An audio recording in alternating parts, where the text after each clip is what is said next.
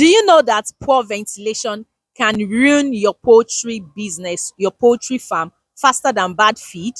Yes, in this video today, I'm going to be breaking down everything you need to know about ventilation in layer poultry farming, the systems of ventilation, why it is important, how you can do it right, and how it can directly affect your bird's production and profits on your farm.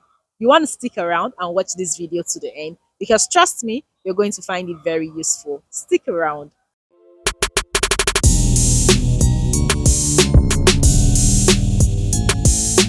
Hi guys, welcome to my channel. Welcome to Poultry with Modupe. My name is Modupe and I am a layer poultry farmer, a layer poultry consultant, a layer poultry trainer, and a layer poultry mentor. I am doing my business in Nigeria. So in today's video, we're looking at ventilation in poultry farming, ventilation in layer poultry farming. So you would ask, what is ventilation anyway? Ventilation is the movement of fresh air in and out of your layer poultry pen, your layer poultry farmhouse, your layer poultry structure. Your birds need oxygen to live and to also produce eggs. And they also produce carbon dioxide, ammonia, and moisture from their droppings. If these gases and heat are not quickly removed from the pen house, the birds will be stressed, they will be weak, and they would not be able to produce optimally. So you would ask, why is ventilation even important? Why are we even talking about it? Good ventilation does four major things on your farm.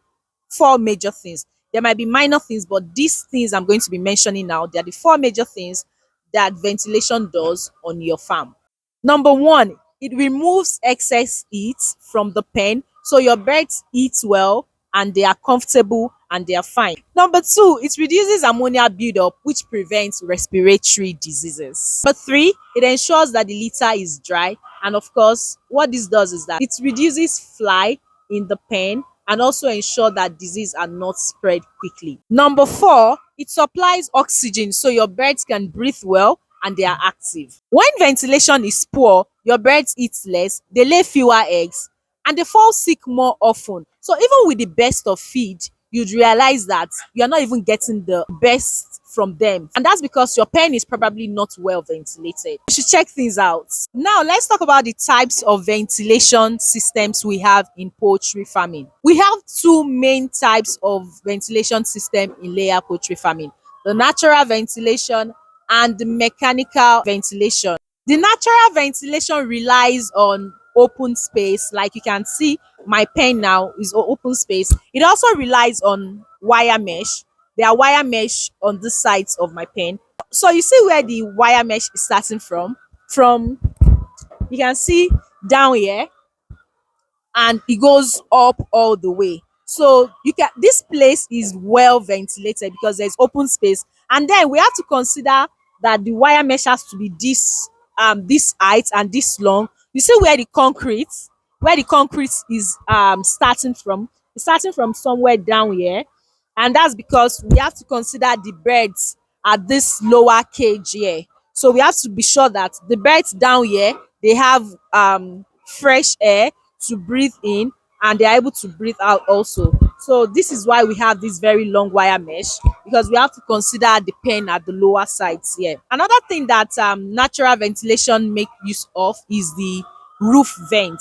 I'm going to show that. So is the roof vent. The roof vent allows easy flow of air within the pen. So for natural ventilation, we have the open space like you see behind me. We have the wire mesh and all that, just to ensure free flow of air within the pen. This is a very common practice in tropical countries like Nigeria, most places in Africa, and yeah, just tropical countries where we have warm weather. Then we have the mechanical ventilation system that uses things like fans and sometimes curtains to automatically control air movement within the pen. And this is mostly seen in large pens or pens that are in like a controlled environment and also in cold regions. Both systems work well depending on the region you're in. The key is ensuring constant airflow without creating direct cold drafts on your birds.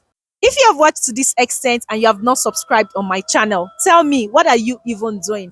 please click on the subscribe button. Please turn on the notification bell. Please like, share, comment, and all the good stuff.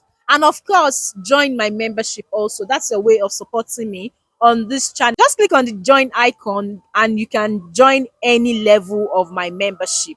So let's just continue with our ventilation systems. Let's talk about how to know when your ventilation is working. You don't need a thermometer to know when ventilation is poor.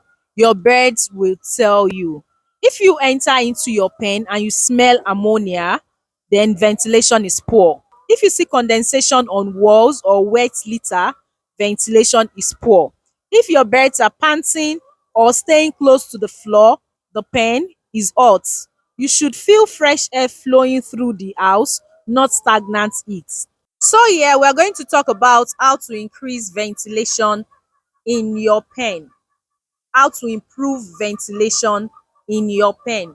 So here are a few simple ways to improve airflow. You have to keep the side net and vents clean. These side nets, you have to dust them and ensure that they don't have cobwebs around them. So also, you don't overstock your pen. Your birds need breathing space. If possible, install exhaust fan or small ceiling vents in your pen. But of course, my own farm is not so long, and we don't exactly need fans in my own pen. But if you have very long pens or you have enclosed pens, then you should consider having fans and exhaust in your pen. Also, you have to clean your droppings regularly because ammonia build up quickly in waste pits. Then you have to ensure the roof height is at least 9 to 10 feet for proper air circulation. You see what the height of my pen looks like. You have to ensure that your pen is at least 9 to 10 feet high to ensure proper ventilation. And yes, if you now have this pen is a two-row pen. If you have a three-row pen, then you should know that the roof should also be higher so that air can effectively circulate in that pen. So now let us talk about common ventilation mistakes poultry farmers make. Number one, building two pens close to each other. There should be a certain measurement of space between your pen. I think they probably would say maybe about 30 meters or maybe 50 meters. I am not certain, but if you're sure of the distance, you can let us know in the comment section. So for instance, you see this pen, this is the side of my pen now. If I want to build another pen, I should not just build it too close. I should keep some space. So let me show you what I mean. So what this means is that once I want to build another pen beside this current pen I am in, I should um go some distance, like away from this plantain tree that you see here. Look at the distance from this pen to where the plantain plant is, and I should go at least about after that plantain so that I can build another pen there. Another ventilation mistake poultry farmers make is blocking these sites. Blocking it, it is a mistake. So some people will build they'll build the block from ground here, they can build it to this place. It is wrong, because when you do that, what happens to ventilation, what happens to free airflow for these birds at this side? So you should not block this place. Let your block, let it be very very low, just like you see in my pen, and let the wire mesh take the whole length of the sides. Another mistake layer poultry farmers make as relates to ventilation is that they don't sometimes some farms, they don't take out their waste out of the pen quickly. And once this ammonia start building up, it affects the birds at the lower cages very very quickly, because they are very close to the waste. So try as much as possible to take the waste out of your pen quickly. What I do on my farm, I made a video about that. You can see it, how we take out waste from my farm. Is that we take out the waste from my pen every 3 times a week. Tuesdays, Thursdays, and Saturdays. We're taking waste out of the pen so that it doesn't build up. Then another ventilation mistake that poultry farmers make is overstocking.